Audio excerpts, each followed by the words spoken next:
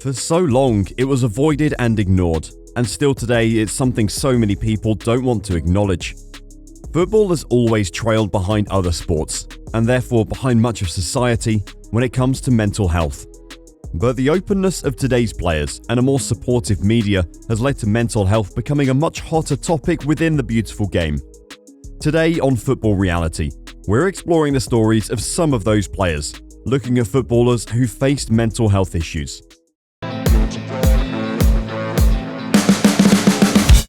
Adored by fans, fame and fortune, and living every kid's dream of playing the best sport in the world at the highest level. So how on earth can footballers have mental health issues? This was the attitude millions of people held for so long, despite money can't buy you happiness being their mantra.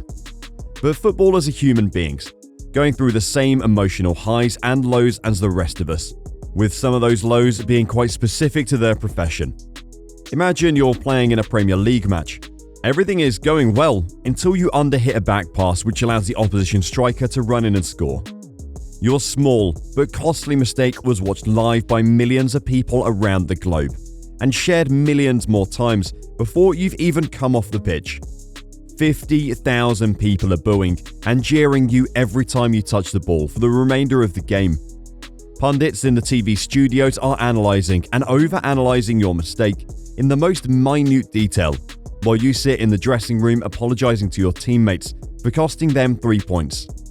All the match reports are documenting your mishap for people to unearth years later. And now, the manager who trusts you is under pressure and could lose his job. Is any amount of money or fame going to save you from feelings of dread and despair? Imagine if every mistake you made at work was played out in front of a global audience and you were turned into a meme for ridicule. How would you cope? One player who's been forced to cope with such pressure is Manchester United's Harry Maguire. Every unfortunate deflection, every poor clearance, every unorthodox stretching routine. It wasn't a foul, he said, but he's giving it offside. But even every pass that teammates don't give him is shared time and time again on social media, for nothing other than to mock the centre-back. You can make legitimate arguments that Maguire costs too much money, or that he's not of the same quality as his predecessors in the Old Trafford defensive line. But let's be honest, the same can be said of many players in the post-Fergie era who didn't get anything like the level of abuse Maguire gets on a daily basis. On the face of it, Maguire seems to cope with the pressure very well, remaining level-headed and putting in some stellar performances for England at the World Cup in Qatar. Talking of England, one man who didn't get any game time in Qatar for Gareth Southgate's men was Trent Alexander-Arnold. Trent has never been a permanent fixture within Southgate's setup, despite his remarkable consistency for Liverpool, and fans and the media alike have always laid the blame for his lack of caps firmly at Southgate's door. But earlier this season, Southgate admitted he preferred Kieran Trippier's defensive qualities to Trent's, while Liverpool were dropping points left, right and centre, and they made one of their worst Premier League starts in many years. Trent was at fault for a few goals, his teammates for others, but no matter, the comparison with Trippier, coupled with Liverpool's poor form, had created a perfect storm, and suddenly all the blame was laid at Trent's door. He was used as a scapegoat by many pundits and supporters, who, despite being aware for years that Alexander-Arnold was at his best as an attacking fullback rather than as an out-and-out defender, suddenly decided he was solely to blame for Liverpool's unsteadiness and his lack of England appearances. Such a shift in public perception can be difficult for any player to manage, and it remains to be seen how Trent will deal with the criticism. The problem Trent is suffering now is somewhat being the victim of one's own success. Andres Iniesta appeared to have it all when Barcelona and Spain were ruling the world just over a decade ago. But a combination of not living up to the high expectations he set for himself, plus the untimely death of Danny Harke, meant he was suffering from a deep depression during the 2010 World Cup. Support from teammates and specialists close to him got him through it, and he even scored the winner in the final, paying tribute to Harke in celebration.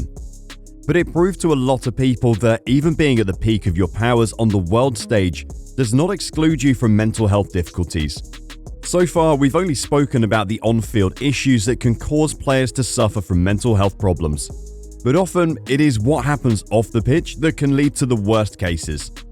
Having your every move photographed, being mobbed by fans and photographers every time you step out your front door, being unable to enjoy a social life without it being plastered over the front and back pages of newspapers, and having everyone, from fanatics to those who hate football, sharing their disparaging thoughts on your intelligence, money, lifestyle and everything else, it can have quite a toll on your well-being.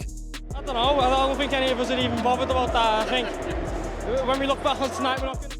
But just as crucially, the personal, family and relationship problems that affect all of us can get to footballers too. They are human beings after all.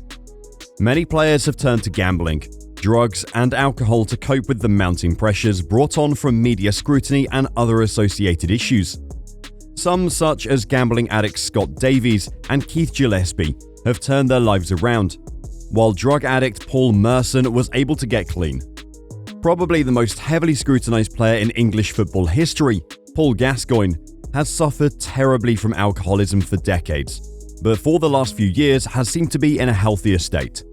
Some players, however, have suffered in silence, and while they've not turned to substances and other addictions, the lack of openness has led to the most tragic consequences. German goalkeeper Robert Enke was a regular starter in the Bundesliga for Hanover, had spells with Barcelona and Benfica, and had won 8 caps for Germany. But in 2009, he committed suicide. It transpired that he'd been suffering from depression for many years, which hit new lows in 2006 following the death of his daughter. 2 years later, the Wales manager and then record Premier League appearance maker Gary Speed also took his own life. Other players may not take their own lives, but can have their careers effectively ended by mental trauma. Adriano was seen as the natural heir to Ronaldo's crown as Brazil's centre-forward in the early 2000s, and for a while was terrorising top European defences, just as O Fenomeno had. But the shocking death of his father put an end to any hopes of him becoming one of the game's greats. Former teammates at Inter have regularly said how Adriano was never the same both on and off the pitch after receiving the news in 2004. He turned to alcohol, played fewer than 100 league games from 2008 until his retirement in 2016, and made his last appearance for Brazil in 2010. Today, more is being done to help footballers, and anyone else for that matter, improve their mental health. We hope this video has helped to shine a light on some of the different ways that depression and other illnesses can manifest in professional players. And we hope that if you, or someone you know is suffering, please talk to someone who can help today. Thank you for watching, please subscribe to Football Reality, and we'll see you next time.